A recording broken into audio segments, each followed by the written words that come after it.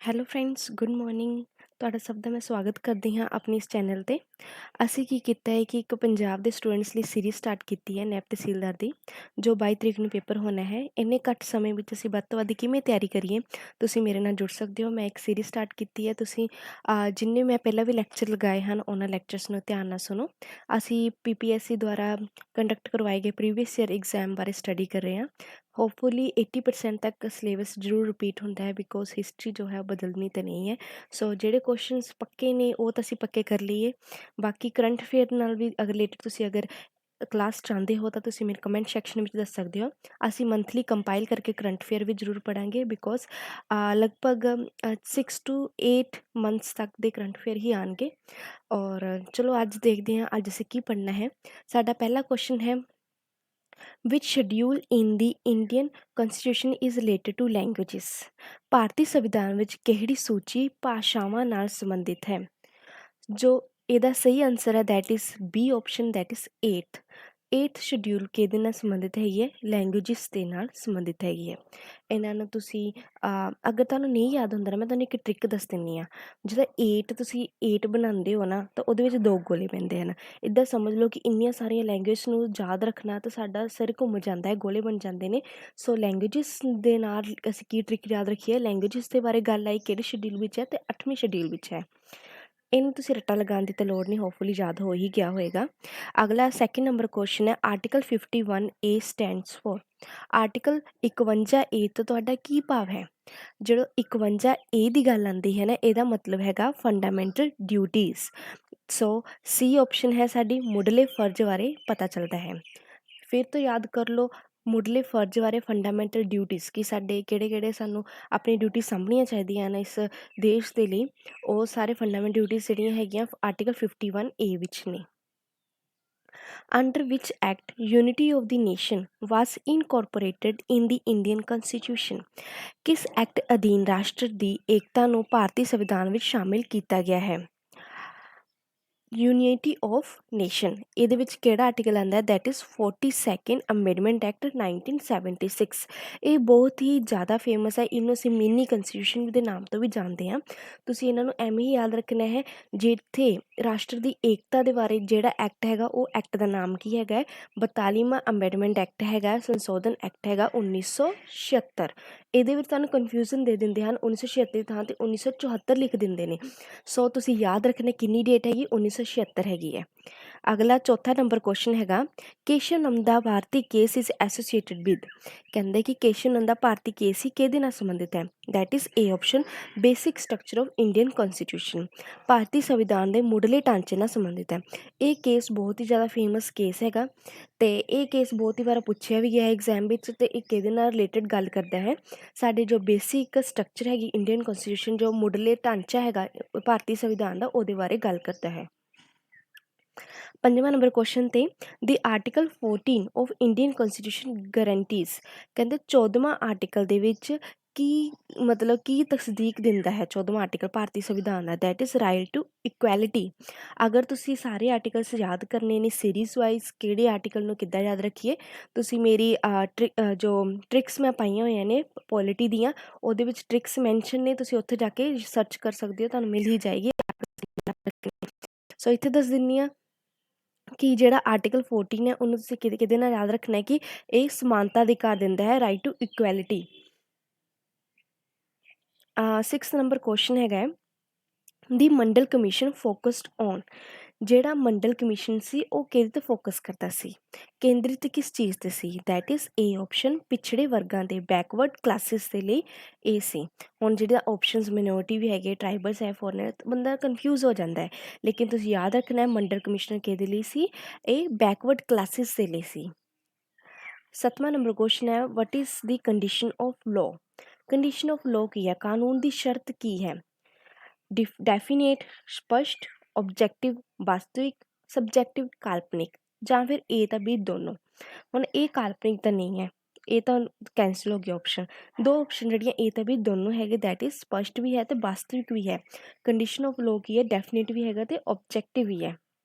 8th number ਹੈਗਾ question, ਹੂ preference economic equality. ਆਰਥਿਕ ਸਮਾਨਤਾ ਨੂੰ ਕੌਣ ਤਰਜੀਹ ਦਿੰਦਾ ਹੈ? ਆਰਥਿਕ ਸਮਾਨਤਾ ਮੀਨਸ ਇਕੋਨੋਮਿਕਲੀ ਇਕੁਐਲਿਟੀ ਦੀ ਕਿਹਨੇ ਗੱਲ ਕੀਤੀ ਆ? ਮਾਰਕਸਵਾਦੀ ਨੇ ਗੱਲ ਕੀਤੀ ਆ, ਮਾਰਕਸਿਸਟ ਵੀ ਕਹਿੰਦੇ ਨੇ ਇਹਨੂੰ।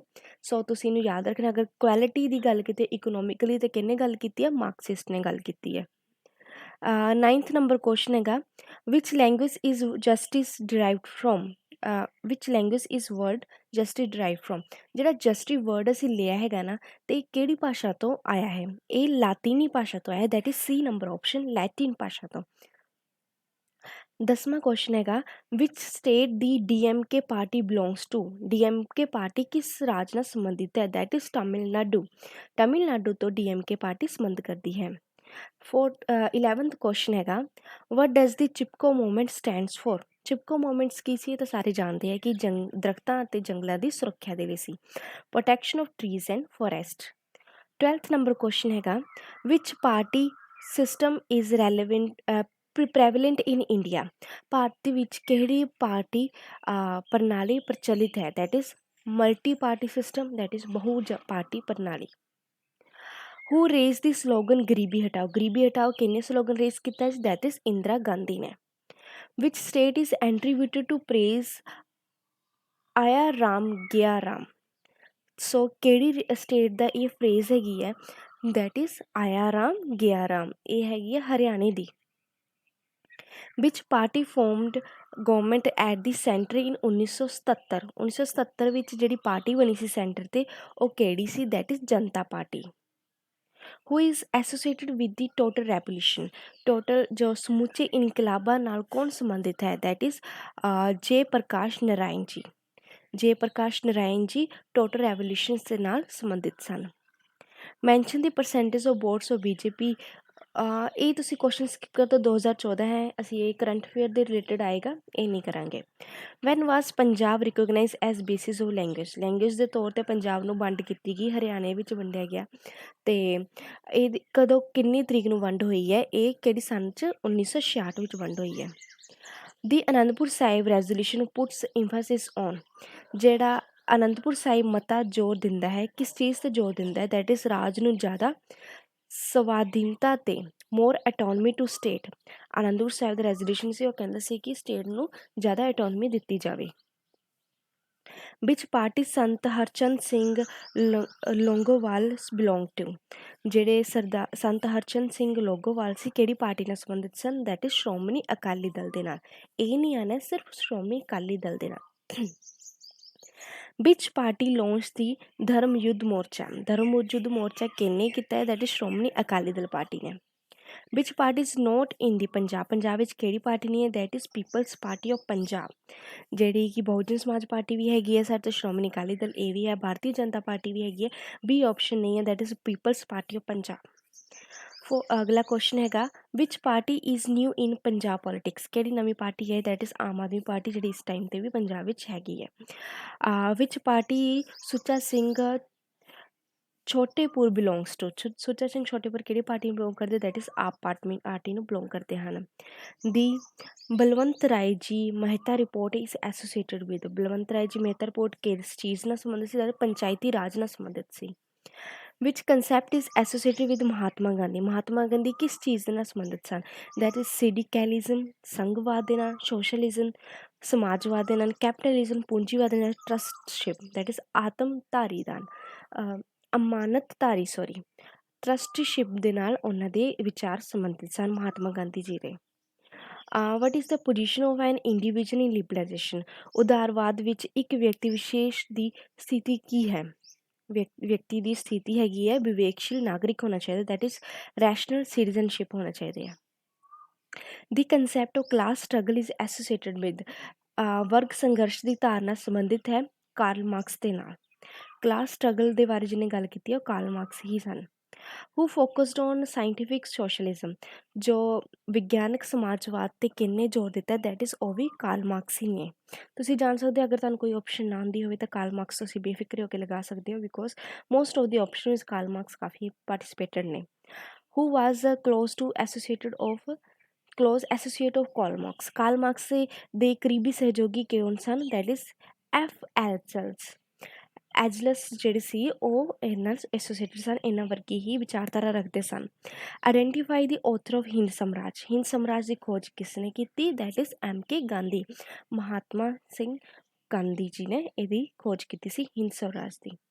ਆਇਡੈਂਟੀਫਾਈ ਦੀ ਸਰਵੋਦਿਆ ਲੀਡਰ, ਜੋ ਸਰਵੋਦਿਆ ਦੇ ਲੀਡਰ ਕੌਣ ਸੀ? ਦੈਟ ਇਜ਼ ਸਰਵੋਦਿਆ ਦੇ ਵਿਨੋਬਾ ਭਾਵੇ ਜੀ ਲੀਡਰ ਸਨ। Mahatma Gandhi derived his ideas from, Mahatma Gandhi ji ਨੇ ਆਈਡੀਆਜ਼ ਕਿੱਥੋਂ ਲਏ ਹਨ? ਥਰੋਯੂ ਮੀਨਸ ਥੋਰੇ ਤੋਂ, ਐਮਰਸਨ ਮੀਨਸ ਐਮਰਸਨ ਤੋਂ, ਟੋਲਿਸਟੋਏ ਤੋਂ। ਇਹਦਾ ਆਨਸਰ ਆਇਆ ਆਲ ਆਫ ਦੀ ਅਬਵ। ਅਗਲਾ question, which house is called the upper house in Indian parliament, Indian parliament ਦਾ ਅਪਰ ਹਾਊਸ ਕਿਹਨੂੰ ਕਹਿੰਦੇ? ਰਾਜ ਸਭਾ ਨੂੰ ਕਹਿੰਦੇ ਨੇ। ਪ੍ਰੈਜ਼ੀਡੈਂਟ ਆਫ ਇੰਡੀਆ ਇਹਨਾਂ ਸਾਰੀਆਂ ਆਪਸ਼ਨ ਵਿੱਚ ਕੌਣ ਰਹੇ ਸਨ? That is Pranab Mukherjee. ਇਹ ਇਸ ਟਾਈਮ ਦਾ ਨਹੀਂ ਹੈ, ਉਸ ਟਾਈਮ ਦੇ ਹੋਣਗੇ, ਇਸ ਟਾਈਮ ਨਹੀਂ ਹੈ, ਸੋ ਇਹ ਆਪਸ਼ਨ ਕਰੈਕਟ ਅਸੀਂ ਕੈਂਸਲ ਕਰਦੇ ਹਾਂ। Mention the first president of India, first president ਕੌਣ ਸਨ? That is Rajendra Prasad ji. Who was what is term of president, ਜੋ ਪ੍ਰੈਜ਼ੀਡੈਂਟ ਦਾ ਜੋ ਸੇਵਾ ਕਾਲ ਕਿੰਨਾ ਹੁੰਦਾ ਹੈ ਰਾਸ਼ਟਰਪਤੀ ਦਾ? ਦੈਟ ਇਜ਼ 5 ਸਾਲ ਦਾ ਹੁੰਦਾ ਹੈ। Which article of constitution deals with impeachment of president of India, ਅਗਰ ਰਾਸ਼ਟਰਪਤੀ ਦੇ ਮਹਾਦੋਸ਼ ਨਾਲ ਸੰਬੰਧਿਤ ਕਿਹੜਾ ਆਰਟੀਕਲ ਹੈ? That is article 61। ਤੁਸੀਂ ਇਹਨਾਂ ਆਰਟੀਕਲ ਜਿਹੜੇ ਮੇਨ ਹੈ ਨਾ, ਸਾਰੇ ਤਾਂ ਯਾਦ ਕਰ ਹੀ ਨਹੀਂ ਸਕਦੇ ਆਪਾਂ, ਸੋ ਜਿਹੜੇ ਮੇਨ ਆ ਉਹਨਾਂ ਨੂੰ ਤੁਸੀਂ ਯਾਦ ਰੱਖ ਲਓ ਕਿ ਡਿਊਟੀਜ਼ ਕਿਹਦੇ ਵਿੱਚ ਹੈਗੀਆਂ, ਫੰਡਾਮੈਂਟਲ ਰਾਈਟਸ ਕਿਹਦੇ ਵਿੱਚ ਹੈਗੇ, ਜੋ ਰਾਈਟ ਟੂ ਇਕੁਐਲਿਟੀ ਅਸੀਂ ਅੱਜ ਪੜ੍ਹਿਆ ਹੈ, ਹਰ ਇੱਕ ਚੀਜ਼ ਨੂੰ ਤੁਸੀਂ ਯਾਦ ਰੱਖੋ। ਇਹਦੇ ਵਿੱਚ ਹੀ ਤੁਸੀਂ ਇੰਪੀਚਮੈਂਟ ਜਿਹੜੀ ਪ੍ਰੈਜ਼ੀਡੈਂਟ ਦੀ ਬਹੁਤ ਵਾਰ ਪੁੱਛ ਲਈ ਜਾਂਦੀ ਹੈ ਕਿ ਇਹਦੇ ਨਾਲ ਸੰਬੰਧਿਤ article 61। President of India can exercise emergency powers under article, ਕਹਿੰਦੇ ਕਿਹੜੇ ਆਰਟੀਕਲ ਵਿੱਚ ਜੋ ਐਮਰਜੈਂਸੀ ਪਾਵਰਸ ਹਨ? ਦੈਟ ਆਰਟੀਕਲ 352 ਵਿੱਚ, 356 ਵਿੱਚ ਜਾਂ 360 ਵਿੱਚ। ਇਹਦਾ ਆਨਸਰ ਹੈਗਾ all of ਦੀਸ। Which of the following PM doesn't face the parliament, ਹੇਠ ਲਿਖਿਆਂ ਵਿੱਚ ਕਿਹੜੇ ਪ੍ਰਧਾਨ ਮੰਤਰੀ ਨੇ ਸੰਸਦ ਦਾ ਸਾਹਮਣਾ ਨਹੀਂ ਕੀਤਾ ਸੀ? ਦੈਟ ਇਜ਼ ਚਰਨ ਸਿੰਘ ਜੀ ਪ੍ਰਧਾਨ ਮੰਤਰੀ ਰਹੇ ਸਨ। ਸੋ 2002 ਤੋਂ ਲੈ ਕੇ 2004 ਦੇ ਵਿੱਚ ਕੌਣ ਸਾਡੇ ਡਿਪਟੀ PM ਰਹੇ ਸਨ? That is LK Advani. Governor ਇਹ ਉਸ ਟਾਈਮ ਦੇ ਸਨ, ਇਹ ਵੀ ਨਹੀਂ ਯਾਦ ਕਰਾਂਗੇ। What is the number of members of parliament in Lok Sabha from Punjab? 13 ਸੀਟਾਂ ਨੇ ਲੋਕ ਸਭਾ ਵਿੱਚ। Which house is not present in Punjab, Vidhan Parishad ਸਾਡੇ ਇੱਥੇ ਐਗਜ਼ਿਸਟ ਨਹੀਂ ਕਰਦੀ ਹੈਗੀ ਹੈ। ਵਿਧਾਨ ਸਭਾ ਵੀ ਹੈਗੀ ਹੈ, ਰਾਜ ਸਭਾ ਵੀ ਹੈਗੀ ਹੈ, ਜ਼ਿਲ੍ਹਾ ਪਰਿਸ਼ਦ ਵੀ ਹੈਗਾ, ਲੇਕਿਨ ਵਿਧਾਨ ਪਰਿਸ਼ਦ ਨਹੀਂ ਐਗਜ਼ਿਸਟ ਕਰਦਾ ਹੈ। How many seats are there in India? States ਤੁਸੀਂ ਯਾਦ ਰੱਖਣੀਆਂ ਨੇ ਕਿੰਨੀਆਂ ਨੇ, 28 ਸਟੇਟਸ ਨੇ ਇਸ ਟਾਈਮ 'ਤੇ, ਗਲਤ ਡਾਟਾ ਦਿੱਤਾ ਹੋਇਆ ਹੈ। Article 5 to 11 under the part 2 Indian ਕੰਸਟੀਟਿਊਸ਼ਨ deals with, ਮੈਂ ਤੁਹਾਨੂੰ ਦੱਸਿਆ ਸੀ ਨਾ ਥਰਡ ਆਰਟੀਕਲ ਕਿਹਦੇ ਨਾਲ ਰਿਲੇਟ ਕਰਦਾ, ਤੁਸੀਂ ਮੇਰੇ ਪ੍ਰੀਵੀਅਸ ਈਅਰ ਵੀਡੀਓਜ਼ ਦੇਖੀਆਂ ਹੋਣਗੀਆਂ। ਸੋ ਜਲਦੀ ਮੈਨੂੰ ਇਸ ਕੁਐਸਚਨ ਆਨਸਰ ਕਰੋ। ਸੈਕਿੰਡ ਆਰਟੀਕਲ ਹੈਗਾ ਸਿਟੀਜ਼ਨਸ਼ਿਪ ਦੇ ਨਾਲ, ਥਰਡ ਆਰਟੀਕਲ ਹੈਗਾ ਸਾਡਾ ਫੰਡਾਮੈਂਟਲ ਰਾਈਟਸ ਦੇ ਨਾਲ, ਸੈਕਿੰਡ ਸਿਟੀਜ਼ਨਸ਼ਿਪ ਦੇ ਨਾਲ। ਇਨ 2003 ਵਿੱਚ clause in Indian constitution was introduce, 2003 ਦੇ ਵਿੱਚ ਕਿਹੜੀ ਕਲੋਜ਼ ਇੰਟਰੋਡਿਊਸ ਕੀਤੀ? That is overseas citizens of India ਬਾਰੇ। Identify the person responsible for non alignment movement, ਜਿਹੜੇ ਕਿ ਅਸਹਿਯੋਗ ਅੰਦੋਲਨ ਵਿੱਚ ਕਿਹੜੇ ਵਿਅਕਤੀ ਸਨ? ਜੋਸਫ ਟੀਟੋ ਵੀ ਸੀ, ਜਵਾਹਰ ਲਾਲ ਨਹਿਰੂ ਵੀ ਸੀ, A ਨਸਰ ਵੀ ਸੀ। ਆਲ ਆਫ ਦੀ ਅਬਵ ਦਾ ਆਨਸਰ ਆਏਗਾ। The idea of Panchsheel originated from, ਜੋ ਪੰਚਸ਼ੀਲ ਦਾ ਕਿੱਥੋਂ ਆਈਡੀਆ ਓਰੀਜੀਨੇਟ ਹੋਇਆ? ਦੈਟ ਇਜ਼ ਇੰਡੀਆ ਤੋਂ ਹੀ ਹੋਇਆ ਹੈ। With whom did Jawahar Lal Nehru sign the treaty in 1954 on the basis of Panchsheel, ਜੋ ਜਵਾਹਰ ਲਾਲ ਨਹਿਰੂ ਨੇ 1954 ਦੇ ਵਿੱਚ ਟ੍ਰੀਟੀ ਸਾਈਨ ਕੀਤੀ ਸੀ, ਕਿਹਦੇ ਨਾਲ ਕੀਤੀ ਸੀ? That is Chou En lai ਨਾਲ ਕੀਤੀ ਸੀ। The non alignment movement stood for, non alignment movement ਕਾਇਮ ਹੋਈ ਕਿਹਦੇ ਲਈ? ਪੀਸਫੁਲ ਕੋਐਗਜ਼ਿਸਟੈਂਸ ਲਈ, ਦੈਟ ਇਜ਼ ਸ਼ਾਂਤ ਆਪਸੀ ਹੋਂਦ ਲਈ। ਡਿਸਆਰਮੈਂਟ ਮੀਨਸ ਕਿ ਨਿਸ਼ਸਤਰ ਕਰਨ ਲਈ। ਥਰਡ ਆਪਸ਼ਨ ਹੈ ਐਂਟੀ ਕੋਲੋਨਿਜ਼ਮ, ਦੈਟ ਇਜ਼ ਗੈਰ ਬਸਤੀਵਾਦ ਲਈ, that is all of the above. ਇਹਦਾ ਹੈਗਾ, ਇਹਦੇ ਵਿੱਚ ਸਾਰੇ ਆਪਸ਼ਨ ਆ ਜਾਣਗੇ, all of the above is right answer. Citizenship means, citizenship ਦਾ ਮਤਲਬ ਕੀ ਹੈ? ਨਾਗਰਿਕਤਾ ਤੋਂ ਕੀ ਭਾਵ ਹੈ? ਇਹ social recognition of membership of society, that ਸਮਾਜ ਦੀ ਸਦਸਤਾ ਦੀ ਸਮਾਜਿਕ ਸ਼ਨਾਖਤ ਲਈ, ਜਾਂ ਫਿਰ B option legal recognition of persons as citizen, ਅਸੀਂ ਕਿਸੇ ਵੀ ਵਿਅਕਤੀ ਨੂੰ ਨਾਗਰਿਕ ਕਾਨੂੰਨੀ ਤੌਰ 'ਤੇ ਅਸੀਂ ਨਾਗਰਿਕ ਘੋਸ਼ਿਤ ਕਰ ਦਿੰਦੇ ਹਾਂ। ਜਾਂ ਫਿਰ ਥਰਡ ਹੈਗਾ ਮੈਂਬਰਸ਼ਿਪ ਆਫ ਸਟੇਟ, ਰਾਜ ਦੀ ਸਦਸਤਾ ਹੈਗੀ ਹੈ।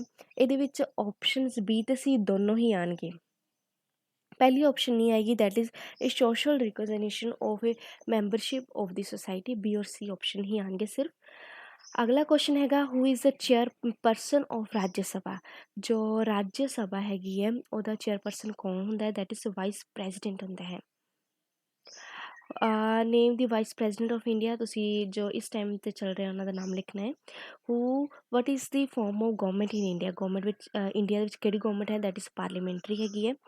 Which article deals with establishment and constitution of supreme court in India, supreme court ਦੀ ਇਸਟੈਬਲਿਸ਼ਮੈਂਟ ਨਾਲ ਰਿਲੇਟਡ ਕਿਹੜਾ ਆਰਟੀਕਲ ਹੈ, ਦੈਟ ਇਜ਼ 124।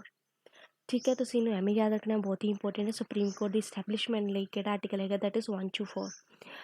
ਔਰ where is the seats of Indian supreme court situated, Indian supreme court seat ਕਿੱਥੇ ਹੈਗੀ ਹੈ, ਦਿੱਲੀ ਦੇ ਵਿੱਚ ਹੈ, ਦੈਟ ਇਜ਼। ਔਰ who was not the chief justice of supreme court of India, ਇਹ ਨਹੀਂ ਆਏਗਾ।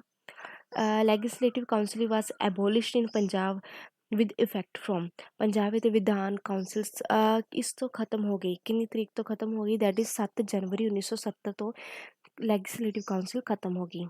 ਵਟ is the number of seats of in Punjab legislative assembly ਵਿੱਚ ਕਿੰਨੀਆਂ ਹੈਗੀਆਂ, ਪੰਜਾਬ ਲੈਜਿਸਲੇਟਿਵ ਅਸੈਂਬਲੀ ਵਿੱਚ 117 ਸੀਟਾਂ ਨੇ।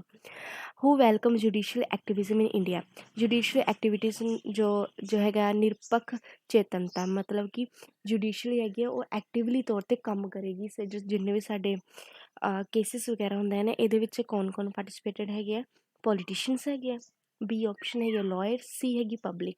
ਇਹਦਾ ਆਨਸਰ ਹੈਗਾ ਬੀ ਐਂਡ ਸੀ ਦੋਨੋਂ, that is lawyer and public ਦੋਨੋਂ ਹੀ ਆਉਣਗੇ। ਵਿਚ ਅਮੈਂਡਮੈਂਟ ਐਕਟ 1976, ਇਹ ਤੁਹਾਨੂੰ ਯਾਦ ਆ ਜਾਣਾ ਚਾਹੀਦਾ, 1976 ਦੇ ਪਿੱਛੇ ਹੀ ਅਸੀਂ ਅੱਜ ਹੀ ਪੜ੍ਹ ਕੇ ਹਟੇ ਹਾਂ ਕੀ ਹੁੰਦਾ ਇਹਦੇ ਵਿੱਚ। ਸੋ ਇਹਦਾ ਆਨਸਰ ਤੁਸੀਂ ਦੇ ਹੀ ਦਿਓਗੇ, ਫੰਡਾਮੈਂਟਲ ਰਾਈਟਸ ਇਨ ਡਿਊਟੀਜ਼ ਬਾਰੇ ਜੋ ਗੱਲ ਕਰਦੀ ਹੈ ਇੰਡੀਅਨ ਕਨਸਟੀਟਿਊਸ਼ਨ ਵਿੱਚ, ਕਿਹੜਾ ਹੈਗੀ ਅਮੈਂਡਮੈਂਟ, ਦੈਟ ਇਜ਼ 42ਵੀਂ। UNO ਕਦੋਂ ਐਗਜ਼ਿਸਟ ਵਿੱਚ ਆਇਆ, ਦੈਟ ਇਜ਼ 24 ਅਕਤੂਬਰ 1945 ਦੇ ਵਿੱਚ। Name the first secretary general UNO, first secretary general ਕੌਣ ਸੀ UNO, that is Trygve Lie, Trygve Lie ਸੀ। Headquarter of international court of justice situated, international court of justice ਦਾ ਹੈੱਡਕੁਆਟਰ ਦਿੱਤਾ ਹੈਗਾ, ਦੈਟ ਇਜ਼ ਹੇਗ ਵਿੱਚ ਹੈਗਾ। ਹੈੱਡਕੁਆਟਰ ਯੂਨੈਸਕੋ, ਯੂਨੈਸਕੋ ਦਾ ਕਿੱਥੇ ਹੈਗਾ, ਦੈਟ ਇਜ਼ ਪੈਰਿਸ ਵਿੱਚ। ਇਹਨਾਂ ਦੇ ਹੈੱਡਕੁਆਟਰਸ ਯਾਦ ਰੱਖਣੇ ਆ ਤੁਸੀਂ।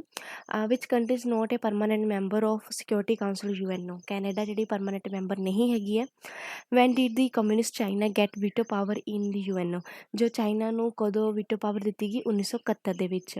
ਹੂ ਇਜ਼ ਸੈਕਟਰੀ ਜਨਰਲ UNO ਦਾ ਇਹ ਤੁਸੀਂ ਅੱਜ ਦੇ ਟਾਈਮ ਦਾ ਤੁਸੀਂ ਦੇਖਣਾ, ਇਹ ਬਹੁਤ ਪੁਰਾਣਾ ਡਾਟਾ ਹੈ। ਵਿਚ R the models of federalism in India, Punjab ਵਿੱਚ ਸੰਘਵਾਦ ਦੇ ਮਾਡਲ ਕਿਹੜੇ ਕਿਹੜੇ ਹਨ, ਦੈਟ ਇਜ਼ ਯੂਨੀਟੇਰੀਅਨ ਫੈਡਰਲਿਜ਼ਮ, ਦੈਟ ਇੱਕਵਾਦੀ ਸੰਘਵਾਦ ਹੋਣਾ ਚਾਹੀਦਾ ਹੈ। ਬੀ ਹੈਗਾ ਹੈ ਕੋਆਪਰੇਟਿਵ ਫੈਡਰਲਿਜ਼ਮ, ਸਹਿਕਾਰੀ ਸੰਘਵਾਦ ਹੋਣਾ ਚਾਹੀਦਾ, ਜਾਂ ਫਿਰ C option that is bargaining federalism, ਸੌਦੇਬਾਜ਼ੀ ਸੰਘਵਾਦ ਹੋਣਾ ਚਾਹੀਦਾ ਹੈ। ਇਹਦੀ ਆਪਸ਼ਨ ਹੈਗੀ ਡੀ, ਦੈਟ ਇਜ਼ ਉਪਰੋਕਤ ਸਾਰੇ ਆਉਂਦੇ ਹਨ ਮੋਡਲਸ ਆਫ ਫੈਡਰਲਿਜ਼ਮ ਦੇ ਵਿੱਚ। ਦੀ ਸਰਕਾਰੀ ਕਮਿਸ਼ਨ ਇਜ਼ ਨਾਊਨ ਫੋਰ, ਸਰਕਾਰੀ ਕਮਿਸ਼ਨ ਜਾਣਿਆ ਜਾਂਦਾ ਹੈ ਕਿਸ ਲਈ, ਸੈਂਟਰ ਸਟੇਟ ਰਿਲੇਸ਼ਨਸ਼ਿਪ ਦੇ ਲਈ ਸਰਕਾਰੀ ਕਮਿਸ਼ਨ ਜਾਣਿਆ ਜਾਂਦਾ ਹੈ। ਅਗਰ ਸੈਂਟਰ ਸਟੇਟ ਰਿਲੇਸ਼ਨਸ਼ਿਪ ਦੀ ਗੱਲ ਕਰੀਏ, ਸਰਕਾਰੀ ਕਮਿਸ਼ਨ ਤੁਸੀਂ ਯਾਦ ਰੱਖਣਾ ਹੈ। Van was the election commission establish in India, election commission ਜੋ ਹੈਗਾ ਕਦੋਂ ਹੋਣ ਦੇ ਵਿੱਚ ਹੈ ਇੰਡੀਆ ਦੇ ਵਿੱਚ, ਦੈਟ ਇਜ਼ 25 ਜਨਵਰੀ 1950 ਦੇ ਵਿੱਚ। ਇਹਨੂੰ ਤੁਸੀਂ ਜ਼ਰੂਰ ਯਾਦ ਰੱਖਣਾ ਹੈ, ਇਲੈਕਸ਼ਨ ਕਮਿਸ਼ਨ ਕਦੋਂ ਹੋਣ ਦੇ ਵਿੱਚ ਆਇਆ, 25 ਜਨਵਰੀ 1950 ਦੇ ਵਿੱਚ। Van did election commission in India became multi member body, election commission multi member body, ਇੱਕ ਤੋਂ ਵੱਧ ਮੈਂਬਰ ਦੀ ਬੋਡੀ ਕਦੋਂ ਬਣਿਆ, ਦੈਟ ਇਜ਼ 1 ਅਕਤੂਬਰ 1993 ਵਿੱਚ। ਆਈਡੈਂਟੀਫਾਈ ਦੀ ਚੀਫ ਫਾਰਮਰ, ਇਹ ਨਹੀਂ ਆਉਣਾ ਹੈ। NOTA ਨੋਟਾ ਦੀ ਹੈਗੀ ਹੈ ਕਿਹਦੇ ਲਈ ਸਟੈਂਡ ਕਰਦਾ, that is none of the above, ਜਿਹੜੇ ਤੁਸੀਂ ਵੋਟਾਂ ਪਾਉਣ ਜਾਂਦੇ ਨਾ ਉਹਦੇ ਆਪਸ਼ਨ ਆਉਂਦੀ ਹੈਗੀ ਹੈ। ਸੋ ਅਗਲਾ ਸੈਸ਼ਨ ਜੋਗ੍ਰਾਫੀ ਦਾ ਆ ਗਿਆ, ਇਹ ਅੱਜ ਅਸੀਂ ਪੋਲੀਟੀ ਕੀਤੀ ਆ। ਹੋਪ ਸੋ ਤੁਹਾਨੂੰ ਮੇਰੀ ਅੱਜ ਦੀ ਸੀਰੀਜ਼ ਪਸੰਦ ਆਈ ਹੋਗੀ। ਅਸੀਂ ਕੀ ਕਰ ਰਹੇ ਹਾਂ, ਅਸੀਂ ਘੱਟ ਸਮੇਂ ਦੇ ਵਿੱਚ ਵੱਧ ਤੋਂ ਵੱਧ ਕੁਐਸਚਨ ਅਟੈਂਪਟ ਕਰਨ ਦੀ ਕੋਸ਼ਿਸ਼ ਕਰ ਰਹੇ ਹਾਂ। ਸੋ ਚੈਨਲ ਸਬਸਕ੍ਰਾਈਬ ਜ਼ਰੂਰ ਕਰਨਾ, ਬਿਕੋਜ਼ ਅਸੀਂ ਇੱਕ ਦਿਨ ਦੇ ਵਿੱਚ 2 ਤੋਂ ਵੱਧ ਅਸੀਂ ਵੀਡੀਓਜ਼ ਜ਼ਰੂਰ ਅਪਲੋਡ ਕਰਾਂਗੇ। ਹੋਪਫੁਲੀ ਤੁਸੀਂ ਵੀਡੀਓਜ਼ ਨੂੰ ਪਸੰਦ ਕਰਿਓ, ਚੈਨਲ ਸਬਸਕ੍ਰਾਈਬ ਜ਼ਰੂਰ ਕਰਿਓ। Thank you.